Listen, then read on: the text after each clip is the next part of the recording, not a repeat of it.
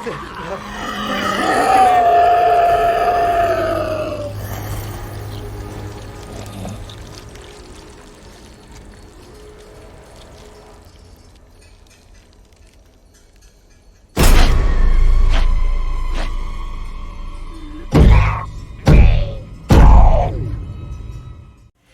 repel this devil's powers.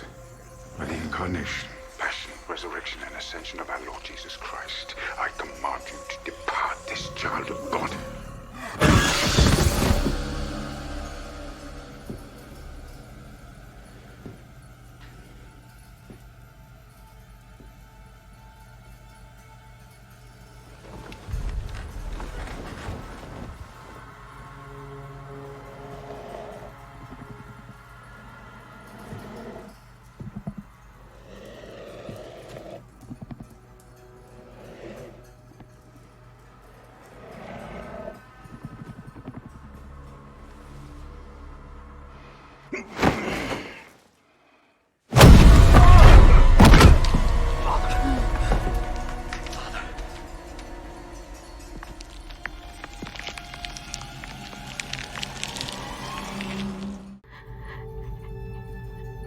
I'm scared.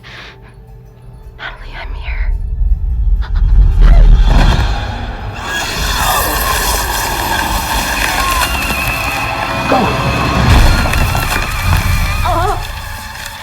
Father. Give place, abominable creature. Give way to Christ. You are a shield about me. My glory, the lifter of my head. Sister, with now, I cast you forth into outer darkness.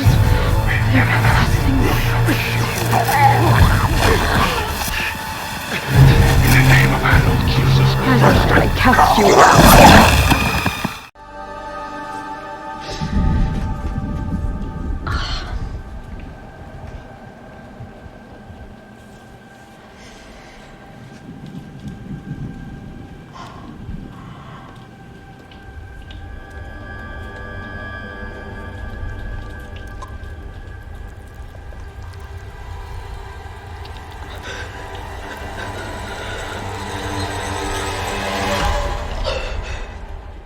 As a child, I knew it was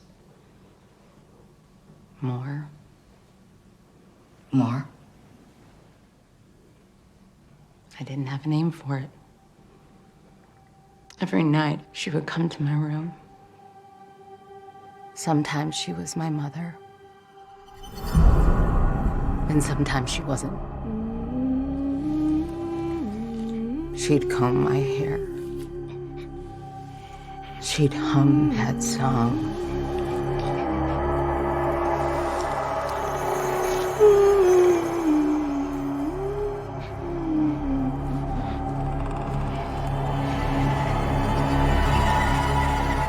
She'd hurt me. And then she'd hold me and cry and say the voice inside her head made her do it. I'm so sorry, Anne. Abuse at the hands of someone you trust is... My mother wasn't capable of hurting me. She loved me. It was the thing inside her. She was possessed.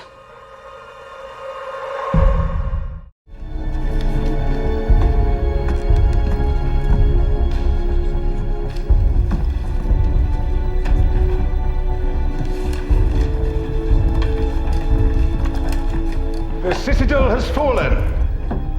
The walls have crumbled. Black smoke blots out the sun.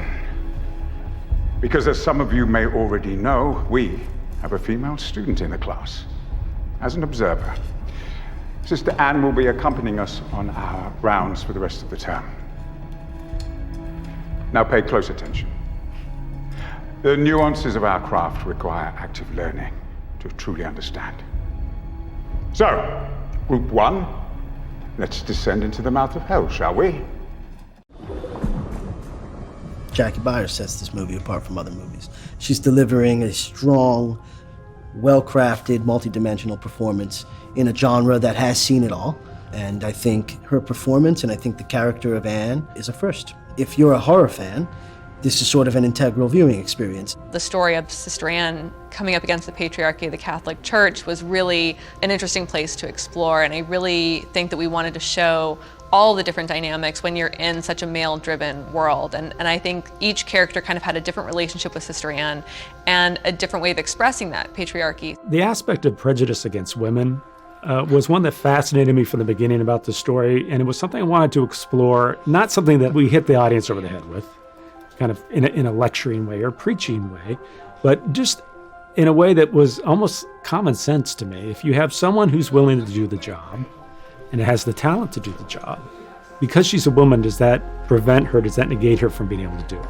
In the church, as it stands now, it does. It was an excellent opportunity to take a look at what if we had this strong female protagonist that went through this journey. I think if we're using art to hold up a mirror to society right now and have a conversation, I think that's the conversation that this specific piece of art will evoke. I think people will talk about this. And so I'm proud of it in that way. You know, technically speaking, you're not the first female exorcist. So the first in 7 centuries. I'll take it. I know it's unusual in this day and age to devote your life to something spiritual. Hey, good morning, Ann. But ever since my mother's issues, I've always felt a calling to help people. Natalie's parents believe that she is being possessed by some sort of evil entity. She's not as scary as she looks. She can hear you. You're my favorite person here. Us girls, we gotta stick together in this place. We have a female student in the class, only as an observer. Because as you know, women are strictly forbidden from performing exorcism. Female surgeons were once unthinkable. Somebody had to be the first. When you enter the room of the possessed, you are walking onto a battlefield. Strike terror, Lord, into the beast, now defiling this innocent child. I can't hear you. No!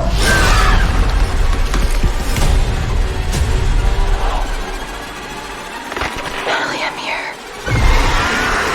I'm here with you. This little light of mine. You have a gift. I'd like to teach her.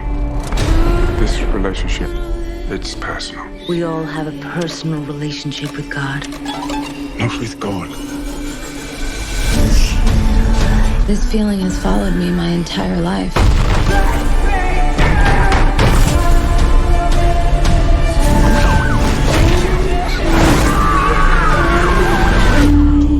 You got my invitation. We've been waiting for you.